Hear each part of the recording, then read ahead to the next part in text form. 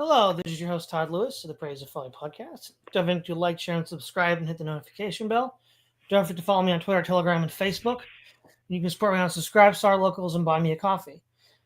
This is episode 8 of the political commentary, Trump and the MAHA movement, or a broader analysis of Trump's health policies. I am once again joined by Florian. Glad to have you back.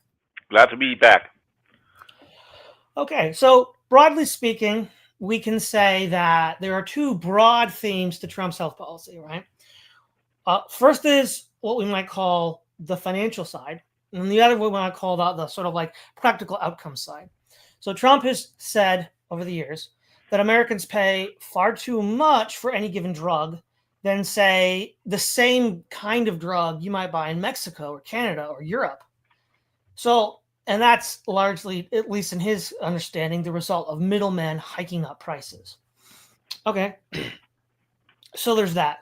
Now, the other element too here is so he wants to reduce the cost of the drugs, one, by removing the middlemen, or at least, getting them to play ball, but then also looking at different parts of the distribution and production chain and also reducing the cost that way, in part by bringing production back home of these pharmaceuticals and such. So we call this the American sovereignty angle. He wants America as a country, as a state, as a nation to control its own health and medicine this way. Okay. Now, the second part then, and this also extended to his first term, right? The second part is MAHA, which is Make America Healthy Again, which is an initiative by RFK Jr. And basically, there are 4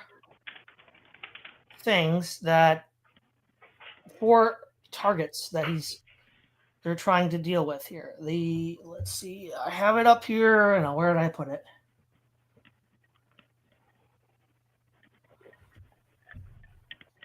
Let's see here. 4.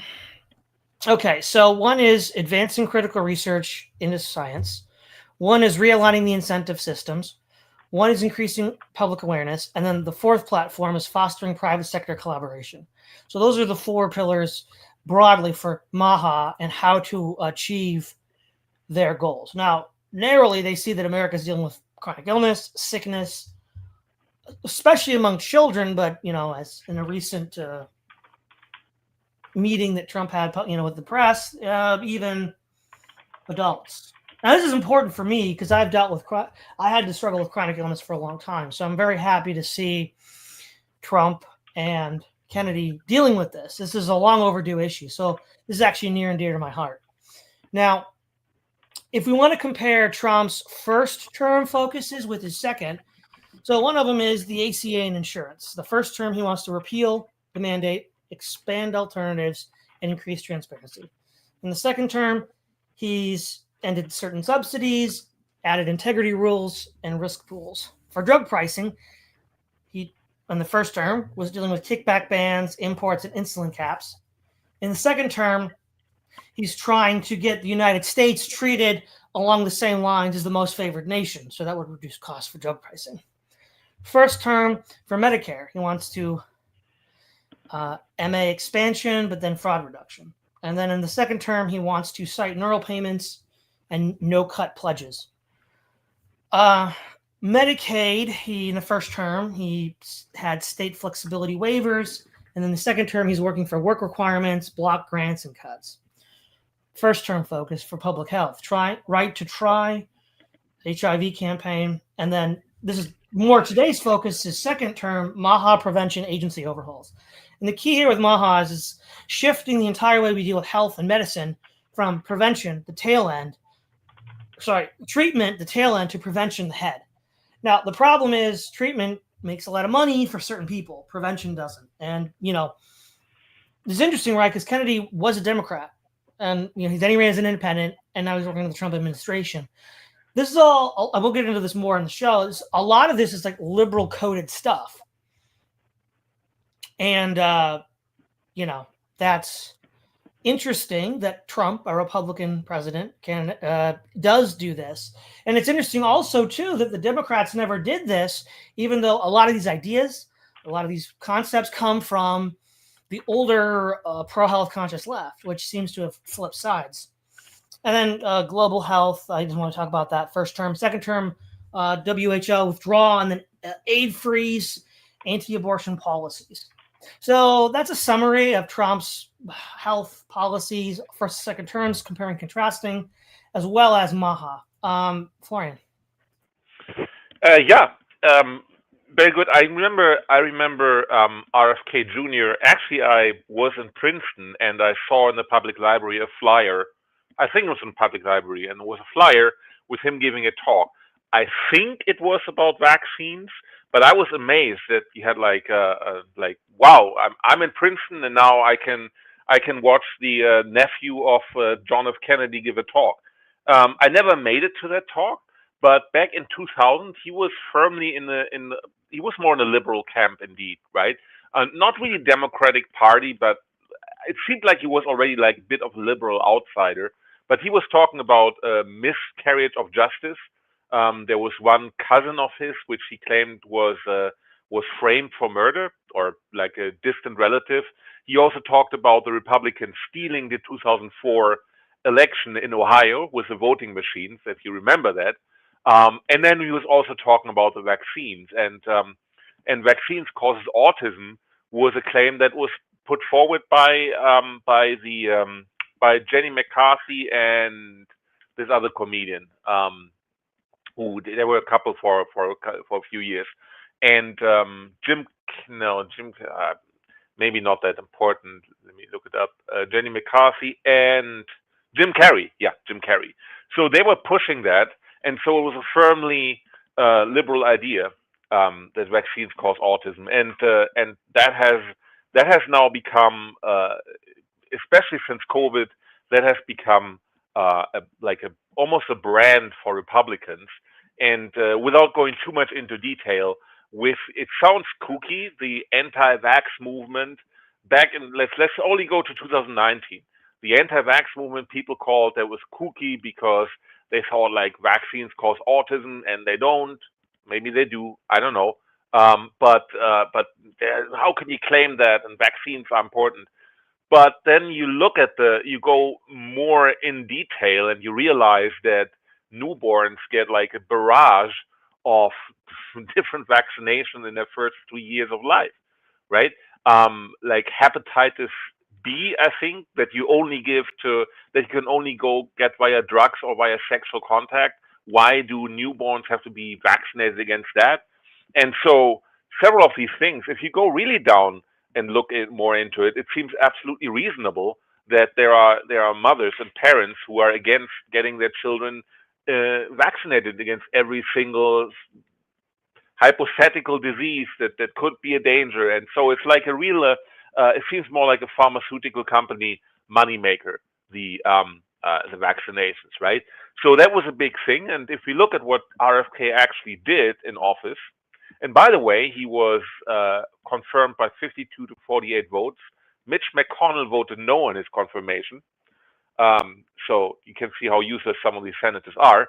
But so he basically, in August, he cut $500 million from vaccine development funding, and it's mRNA vaccine development funding. And I think a total of 22 projects got terminated, and I think only for respiratory viruses like COVID and influenza. And I have to say, yeah, we all know about the COVID, whether it's probably not necessary to get your vaccination after the at all, after, especially not after you got it once. But also influenza virus, I never really saw the need for myself and for anyone else, unless you're really frail and old, to get vaccinated against influenza, right? So you basically cut the vaccine development funding. That's public funds, right? They can still develop the vaccines as part of the industry, but not with public funds. And he did some organizational shakeups. He dismissed an NIH scientist, John Marazzo, and she complained that she claimed she was a whistleblower and telling people that the Trump administration kicks you out of your job if you disagree with their decision about the dangerous support for the anti-vaxxer people or whatever. was her gripe, and so she alleges she had been removed because of the criticism of moves by Trump to undermine vaccine research, right? But there's this part of a large overhaul of the NIH and other health organizational units, right? RFK Jr. wants to eliminate 10,000 jobs inside the health bureaucracy, and that comes on top of what DOJA already did after they went through it through like all government bureaucracies in the beginning of the year. So maybe though, of course, everyone says like that's bad, firing people from healthcare institutions. Oh God, we're not going to be prepared for the next pandemic. But if you look at the numbers, the health administration has grown vastly disproportionate compared to doctors, right? So we get more administrators compared to doctors, and so maybe it's not a bad thing to do a bit of a shakeup. And you could also look at the healthcare bureaucracy and public health experts and ask, well, what did you guys really do? I mean, heart disease is still the number one disease in the U.S. There's still 600,000 people per year dying of a heart attack. So what expertise have you experts given us? Probably not much, or not good expertise, right? So there's good arguments to shake up the health bureaucracy. RFK Jr. also gave a report on children's health and basically emphasized dietary additives, fluorides, and poor nutrition as key issues. That seems to be kind of routine, but it's probably tied in with the removal of artificial dyes that's rolling up. Um, so RFK Jr. has a plan together with the FDA to phase out petroleum-based synthetic food dyes, right? And so this is done via more a carrot than a stick approach, meaning that the industry is given some time to develop alternatives and is allowed to put some natural food flavors, natural food colorings into their product. But that's certainly on the agenda. There are other points that RFK Jr. wanted to do that have not yet come to fruition.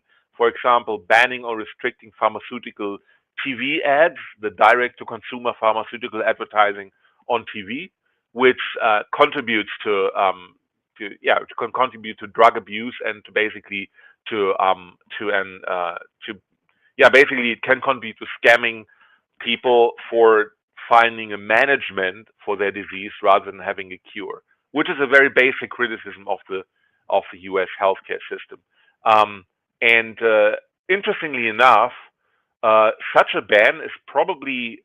TV ad ban is probably very difficult to push through. But Bernie Sanders and Angus King have actually introduced some legislation called the End Prescription Drug Ads Now Act, which would ban prescription drug ads across TV, radio, print, digital, and social media, and where we kind of like close the loop to the Democrats in healthcare again, right? So it's not just like that RFK Jr. is just some kook. No, he has actually bipartisan support in at least some areas, right? And some specific aspect, I would mention there is something that is now on a ban of 7-hydroxymetraginin, which is a minor part of kratom.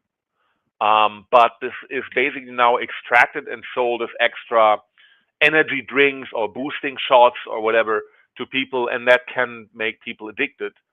So they're trying to phase that out. So basically schedule it. It's now the 7-OH ban is now recommended over or referred over to the DEA, which before they can schedule it have to go through a public commenting period of a month, and then they can schedule it if there's no criticism from the public. And so that's interesting because kratom itself is not affected by 7-OH ban.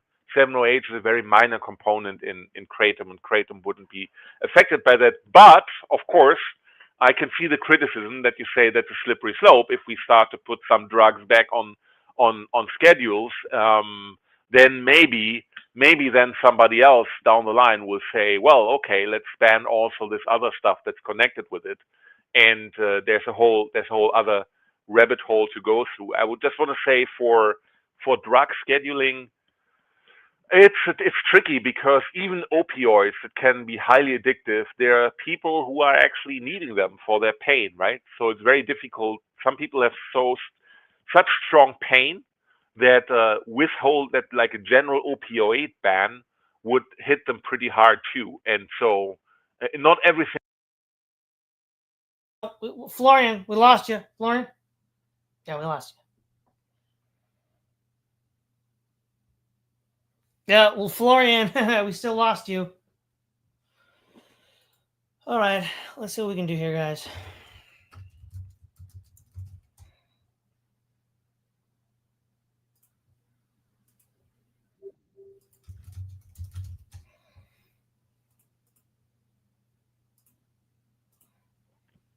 Better now? Yeah, we can hear you now. Okay, perfect. I was when did you lose me? Something about opioids hitting people hard who have pain issues. Yeah. I just want to say that not everything is a black and white issue. And in addition, which is not an official agenda, but there's this challenge with 50 pull-ups, 50 push-ups for the military in 10 minutes or something like that, and linking military readiness to being able to physically perform the PT tests. That is something that also is part of the MAHA agenda, if not directly. It's more like a branding issue rather than a policy issue. Yes. So with some of the pillars and examples of MAHA, we have this. Okay, so the first one is research. Key examples would be AI data platforms to investigate, and then investigating things like autism and vaccine studies. Agencies involved, NIH, EPA, and CDC. Potential impact, better evidence for prevention, but so better evidence for prevention. The idea here is to shift away from treatment to prevention, which frankly should have been from the get-go. I don't know. Well, we know how we got here. It's sick people pay you a lot of money. Treating sick people makes a lot more money than preventing people from getting sick. Incentives, the grass reform, SNAP restrictions, specifically revolving around things like soda and candy, vaccine framework, agencies involved, FDA, USDA, and HHS. Potential impact, shift to whole foods, increased choice. So that's another thing. And this is good. I support this completely. They want to move more towards whole milk, right? Rather than having diluted milk or milk substitutes, they want to move more towards whole milk. As a part of this, they've also talked about, related to, quote, incentives here, there's also been incentives to improve fertility in women, because that's a problem now, and encouraging them to breastfeed, which that's all part of this incentive change landscape. And then awareness, key examples. Nutrition campaigns and fitness tests. For example, the presidential fitness test has been reinstated. Surgeon General, ED, PCS, FN have been agencies involved in order to empower parents. And with the nutrition campaigns, it's more moving. They want to nudge it more towards things like milk and meat, which, yeah, no brainer. You know, you need protein to build muscle. That should have been already obvious. And I didn't even know presidential fitness tests had been abandoned, but Grok said they were reinstated. All right. I think collaboration. Key examples: precision AG partnerships, fertility challenges. So giving farmers and parents incentives to do these things. USDA, EPA, private sector are involved. Innovative boost to industry. So here's what's interesting, right? The whole Trump health landscape, in one sense, is very right-wing coded, in the sense that we're going to have incentives, market solutions, and things like that. But the problem it's trying to treat, right, and then dealing with the issues of vaccines and corporate exploitation of the health industry, is a very left-coded strategy. So what's really, I think, interesting about Trump's health policy is, in the best possible sense, this represents a bipartisan union of practical solutions and ideals that are going to hopefully help make America better. And I think that's actually a really good thing to see.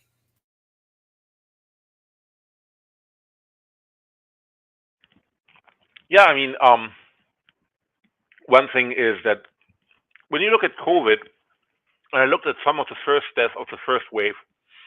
Um, excuse me.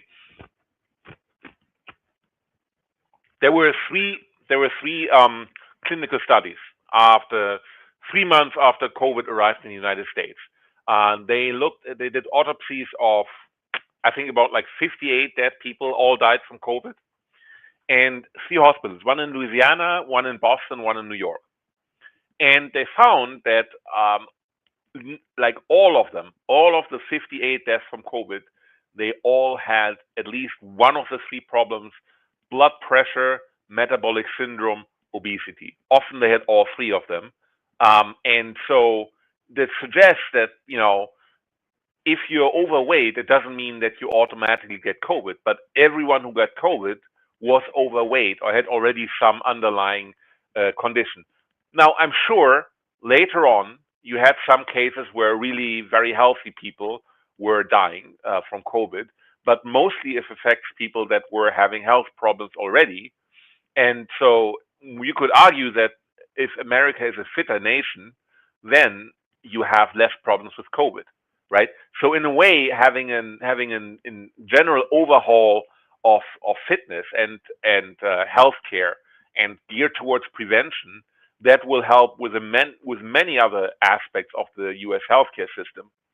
And I think that's something that's almost underestimated. And also we talked about that there is a branding aspect also, like a political aspect. The Democrats were originally using this healthcare topic. That was a Democrat topic, right? But with healthcare, when I grew up in the 80s and 90s, healthy people, that was always connected with some granola munching, pullover wearing alternative guys that buy at the Whole Food store or at the Reform House store like organic food and stuff like that. And that image has been overhauled, right? To now see more like more the Greek statue people with uh, free upper body and the Schwarzenegger kind of that was always deemed different from health, right? So fitness or bodybuilding, that was always right wing coded, I think. But it's new that like the body of a bodybuilder is now considered to be a healthy ideal to aspire towards, right? And that's certainly a branding issue, but that's also, I believe, that's also a prevention of health problems issue. Or like that's if people are more like that, they get less likely ill.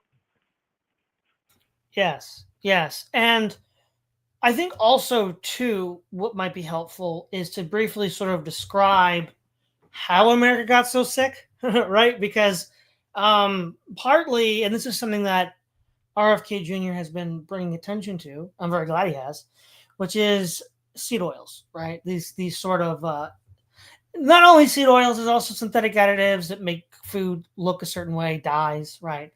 Um, you know, really prior to 1900, everybody ate real food. There just wasn't anything else but real food. Okay. And then around 1913, Crisco is produced by Procter and Gamble, which is a sub company, and it is a food butter substitute, which is originally based off of cottonseed oil, which had been was a byproduct of the cotton ginning process. Originally, those kinds of oils were used as lubricants to make sure the machines didn't break when they were rubbing, when they were gears are going against each other, or to clean guns or things like that. Not something that you should have ever been eating, but corporations somehow got around it. And so what ended up happening was you had at the same time the rise of the American progressive movement, which, among other things, think of like the book The Jungle about the meatpacking industry and the unhealthy conditions for workers. You have a broader critique of industrial food production, both from the terms of safety, right, of the people working in there, and the safety of ingesting that kind of food. And what happened is during the 80s and beyond, corporations started basically, quote unquote, infiltrating the regulatory agencies by bribing both political parties to look the other way when they put their guys into the regulation agencies to look the other way at themselves when all this was going on, right? So that's like the big structural meta strategic perspective. Second of all is now you have these discrete points of consumption. So seed oils, again, polyunsaturated fats, PUFAs. They're found very rarely in nature. There's some fish that have it, but if you find it in nature and you consume it that way, there's usually enzymes in the fish that counteract the negative effects. So some like South Sea Islanders can, eat PUFAs in the fish, but it doesn't really hurt them. It's not like the completely synthetic stuff that we put in food today. Some of the stuff that's put in is components of is in other industrial uses components of rocket fuel. I'm like, why is that in my food? Why is a component of rocket fuel in my food? That's insane. And then also there's the dyes. Those are petroleum products. They're literally having you eat oil. And one of the reasons why they use dyes is they want your food to look a certain way to trigger a sort of savory response. It's like, oh, it looks really tasty. It looks like this, really bright red piece of meat. And it's not. It's really kind of like gray and nasty. And they just had to put paint on it to make it look edible. And so one of the things that both Trump and, but specifically RFK Jr. are trying to do is deal with these inputs. So there's the broader structure of industrial food production, which I do believe a holistic MAHA would address. But in the immediate short term, what MAHA is dealing with is this issue of dyes. So, for example, red number 3 was banned January of 2025, which is a petroleum-based dye. They're putting like oil in our food. That's insane, right? And then other targeted by 2026. And so, yeah, I mean, it doesn't take a lot of, once you understand the threat landscape, it doesn't take a great amount of imagination to realize that we're sick because we're eating basically low-grade poisons.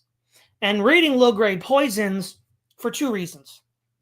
Reason number 1, cutting food, diluting food is a way to stretch the resource to make more money, right? So rather than buying whole milk, there was an effort in 1914 for milk to be diluted. 1923, the Filled Milk Act, which banned shipments of filled milk, which is skim milk compounded with non-milk fats or oils like vegetable oil, to mimic whole milk. So if you could cut it just enough that most people can't taste the difference between the original product, you can get them to buy it and make what you have stretch more to make more money. This is a similar mindset to like coin clipping in antiquity, where rather than having 100% gold coin, it's maybe like 99% gold, or then maybe 90% gold, maybe 80% gold, and then finally it's just painted lead, right? It just ends up as painted lead because that's how this system operates. And so that's the other thing. And so that's that element, right? But there's also the actual infrastructure of mass production of food. So there was a great documentary called Food Inc. like 20 years ago-ish. And they talk about factory farms. And, rather than growing. So, for example, Joel Salatin, the farmer, is very bullish, and I am too, on organic farming. And, he not only does crops, but also livestock, animals, chickens, cows, pigs, all that stuff. And one of the problems with factory farming is you get more disease outbreaks like salmonella, and there's been a lot of meat recalls over the years because of that. That's just not healthy. That's not healthy for the animals, and it's not healthy for us to eat them. And again, food wasn't produced that way until after World War II, large scale, animal food production, and then also after World War II with the quote Green Revolution. And here, I don't mean the environmental movement. I mean the use of chemicals to boost crop yields. The most obvious way is through fertilizer by leaching nitrates out of the air. Okay, so you leach nitrates out of the air, And that was developed in World War I by a German chemist in order to help Germany fight the war by producing, fertilizer to create ammunition for artillery, the powder that would launch the charge. These are all synthetic. We have to remember that before 1900, nobody not only was eating any of this, nor was food produced in this way. It couldn't have been. It literally couldn't have been. That's the thing. We're so stretched from what humans used to eat. And I think framing it this way really highlights how far we've gotten lost and how essential MAHA is.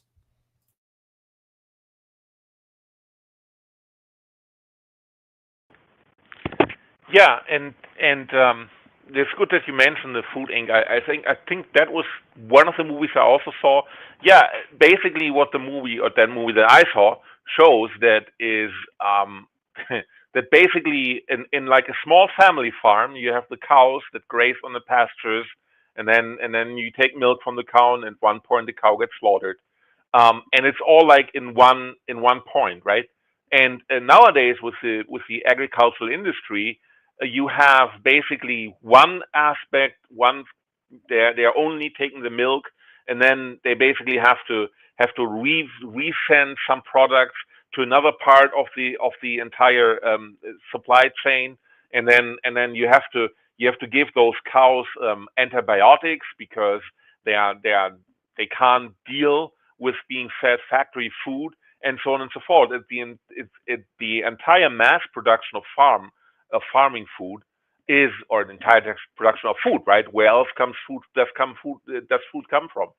Farms, and they industrialize it so much so that we have to now add like antibiotics and other additives, hormones, to make the meat palatable in the end, or the chicken, eggs, milk, and that's the wrong direction you go, right?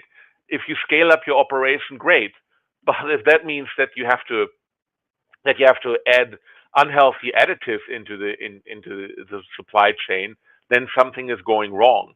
And I would also caution that there's been several cases about some Amish farmers or some family farms. They sold raw milk. There's one case in Pennsylvania by a farmer named Amos Miller, and so there was some listeria or E. coli outbreaks in the area, and they traced it back to raw milk from his farm, and that's still disputed if that was really his raw milk. But the government has come down extremely hard on him, and there was almost a saga on X, like what the government does now and how he fights back and so on and so forth. And I also know, at least from one guy on Twitter who goes by the handle PTB, PT had children's formula for babies that was better than the product that they sold, usually from the U.S. industry, and they supposedly also came down hard on him, as he talked about the government inspecting his company. They basically taking all the employees and giving them hard interviews. And if the government is really bearing down on you hard, if they want to, they can really screw you up. And I believe that has been happened too often in like small mom and pop stores or mom and pop endeavors, right? So small. If you are a small farmer or a small producer, and you somehow interfere with the entire food and agricultural industry, you get problems. And thanks to all the lobbying that these industries have, the government may come down hard on you, and there's a lot of abuse. Like for example, also this there's a ostrich farm in Canada, and they basically the government somehow said the ostriches, there's some bird flu going on, so they need to cull all the ostriches, even though the ostriches are fine, right? And we shouldn't also forget the slightly different area, but it's similar um, uh, there's similar impetus behind it.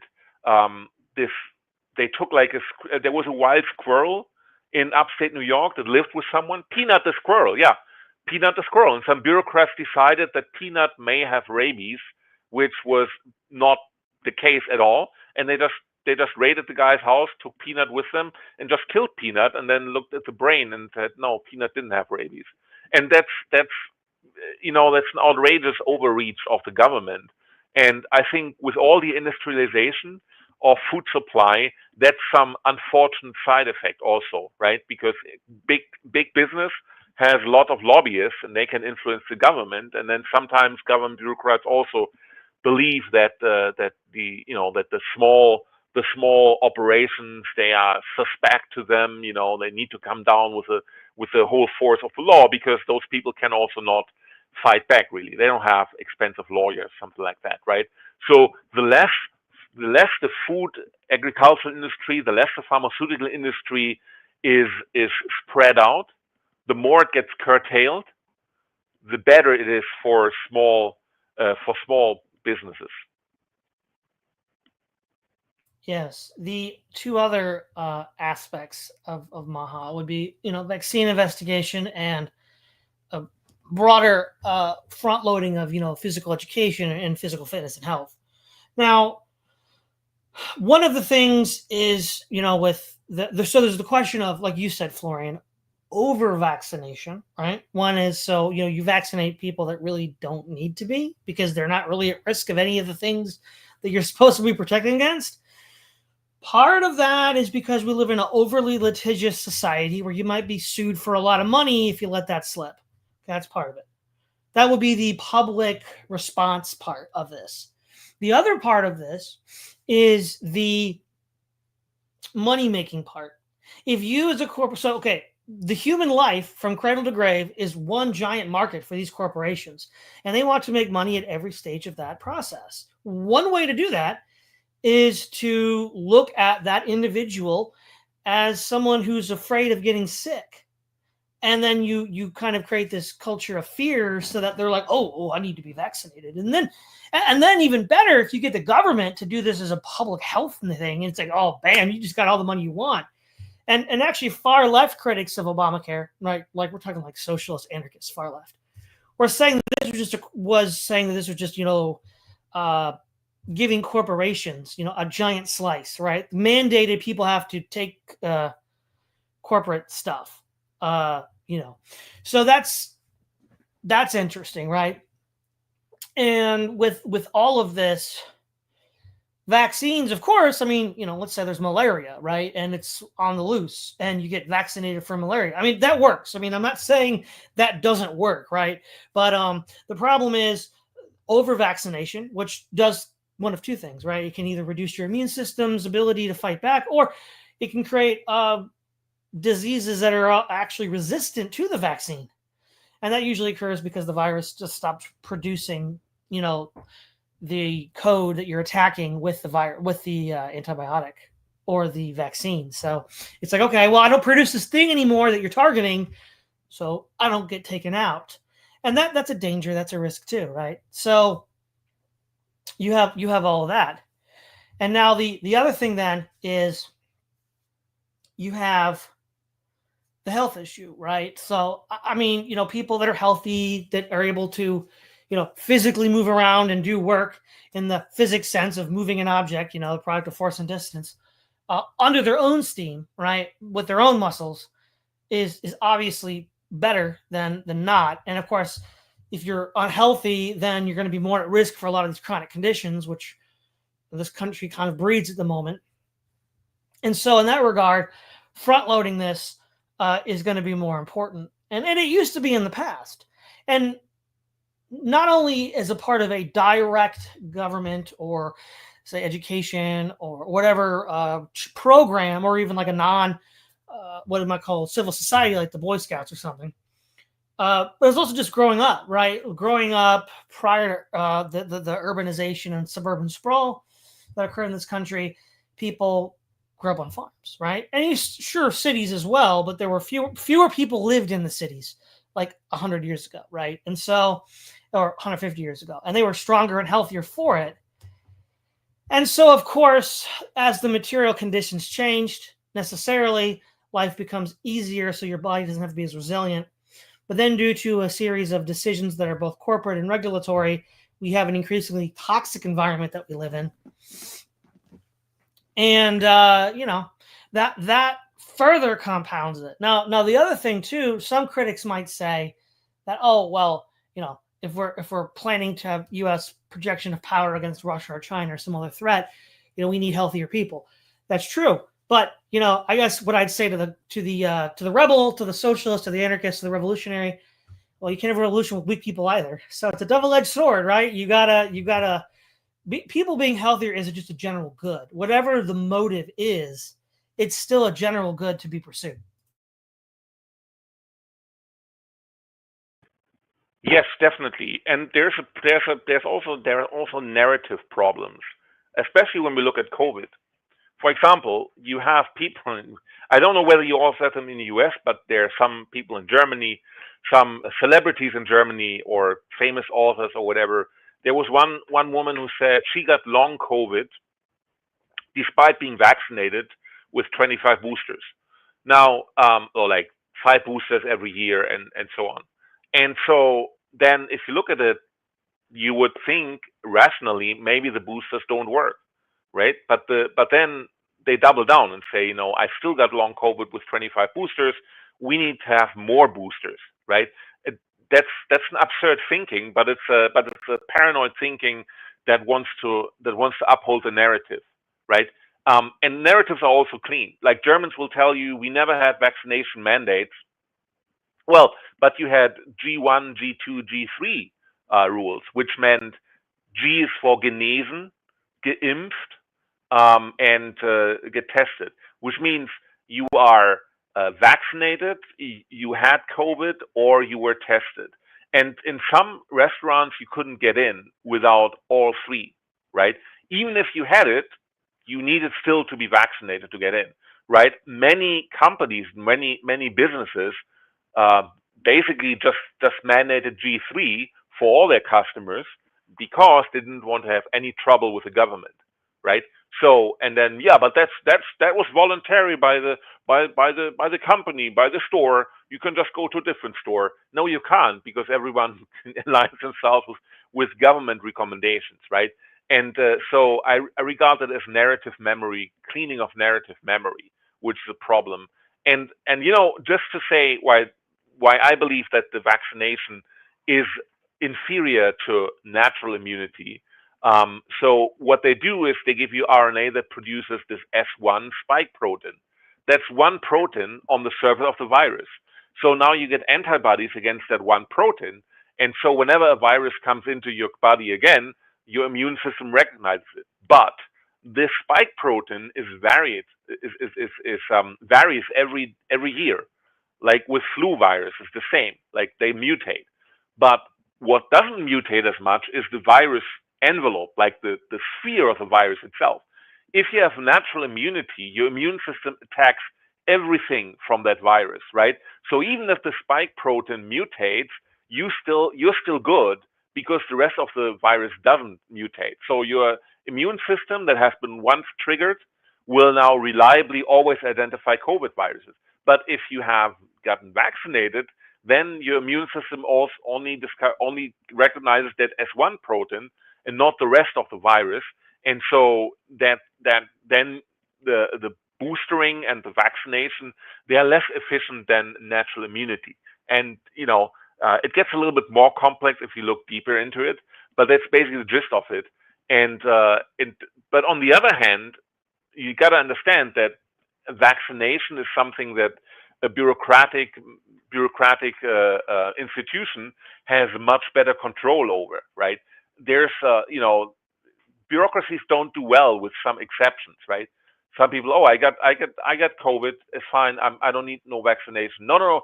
Everyone needs to be vaccinated because that's better for their own accounting. So that's also a problem of overburdening bureaucracy, and that's why I think it's good that RFK Jr. Reduces the health bureaucracy staff by the government, right? I think one in like 25% of healthcare workers he wants to eliminate. He's in the process of doing so. And in contrast to many other people, I think bureaucracies are one of the most destructive areas of government. and we can see it very well in the health bureaucracy. So the other element that I think is important to get at here is one of the main lines of criticism of this whole policy is that by downsizing all these, Medicare, Medicaid, SNAP, other things, it's going to reduce people's access to things that they need. Now, in the short term, yes, that is a real concern. But here's the thing, though, that people are missing when they make that objection. If we have an overall healthier population that doesn't get sick, and we can reduce the cost of medicine by, putting the incentives correctly and squeezing the middleman, this is no longer a problem we have to deal with. This problem goes away. Now, again, I'm not saying in the transition that there aren't, like you said, some people in a lot of pain, Florian, need opioids still. I get that. We don't want to take it away from them. But there are lots of people who, if they could get their health in order, let's call it health sovereignty, right? If they could take health sovereignty,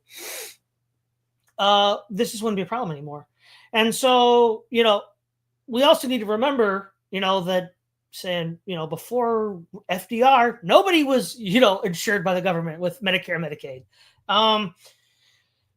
And, people weren't dropping like flies in the 20s and 30s. We'd already conquered most of those chronic disease, those lethal diseases, with things like DDT, right? We'd conquered most of those. So does it make life easier? Yeah.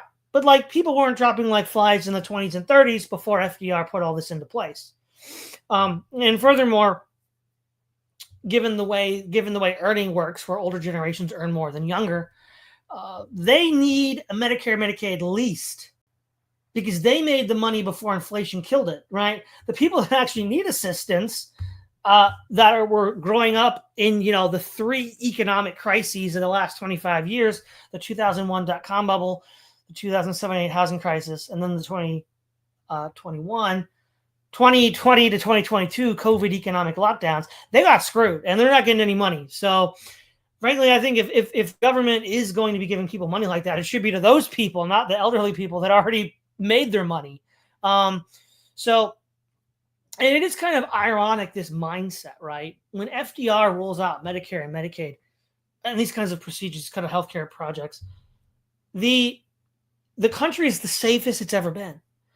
There's this almost latent paranoia that the safer you get, the more you have to insure yourself against risk. In this case, the risk of poor health.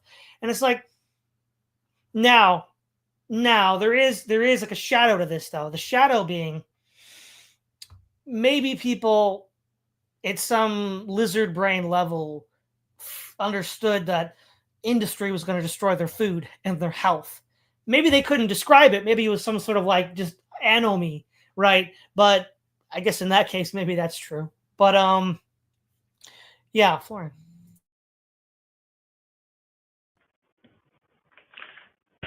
I think what I think you've alluded briefly to that is the influence of AI in healthcare, which we can look at under the umbrella term of personalized medicine. Basically, now it's easy to sequence your whole DNA, right? By the way, to doing that in a few hours is unbelievable. And when I read the book for Jurassic Park, that was one thing that sounded unbelievable back in the 90s. In that story, they reactivate dinosaur DNA and they could sequence it in 3 hours. And I thought, that's impossible.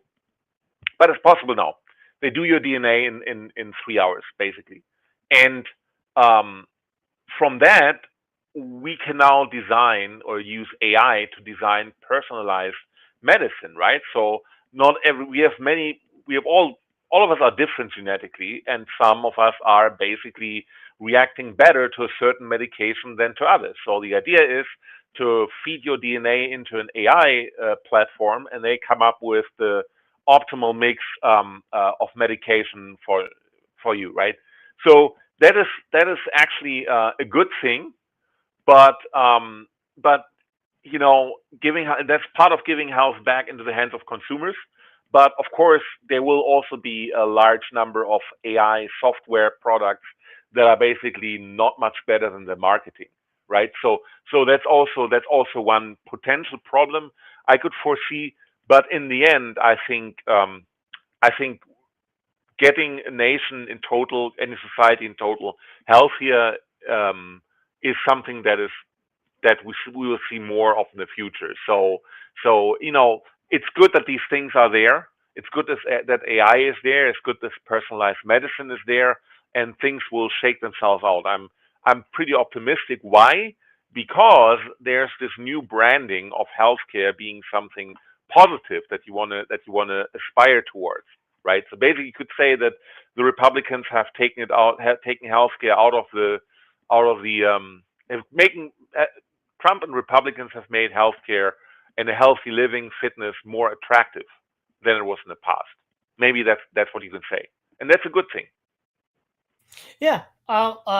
Entering into the final statements, I'll just say that shifting medicine in this country at all levels, not just government, but also corporate and, the hospitals and then basic people's behavior from prevention to treatment is a must. It should have always been this way, but for a variety of reasons it wasn't. But I am very happy that this is happening. As I said, this is important and personal for me, so I'm glad to see that this is happening. And I hope that, the transition where on the one hand, there's going to be this window where people lose coverage and they actually might need it. And then, getting the other side where they just don't need it anymore because they're healthy. Yeah, I hope that's done well, because if it's done poorly, it could derail this entire project. But ultimately, what the critics need to understand is that once this project is implemented correctly, and if it is implemented correctly, those people that you're concerned about won't be a problem anymore because they'll be healthy, right? They won't need those, or there'll be other alternatives that are more effective at dealing with that. So that's what I have to say. Final thoughts, Florian. Yeah, agree with that. I think one point that we have to keep in mind is that what are we feeding the AI with, right? Most of the ChatGPT and others, and maybe Grok a little bit, but many of the conventional AI engines, large language machines, LLM, they sometimes take a lot of their advice from what some people call internet sewage.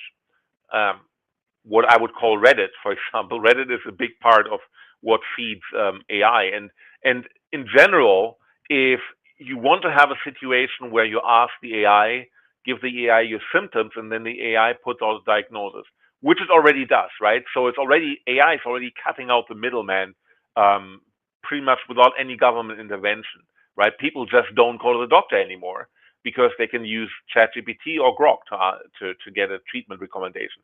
You do not want to have your AI telling you that you should get 20 booster shots to prevent the next influenza, right? You don't want the AI giving you industry solutions of yesteryear, right? You want to have the AI giving you smart solutions that are really helping you, and that is something we should keep an eye on. So I would say I'm very optimistic towards the future, and there are some pitfalls, but we should be able to overcome them. And I'm very happy about MAHA. All right. Well, thank you again, Florian. It's always a pleasure having you on. Thanks for having me. This is Tyler Lewis of the Praise of Fly podcast, signing off.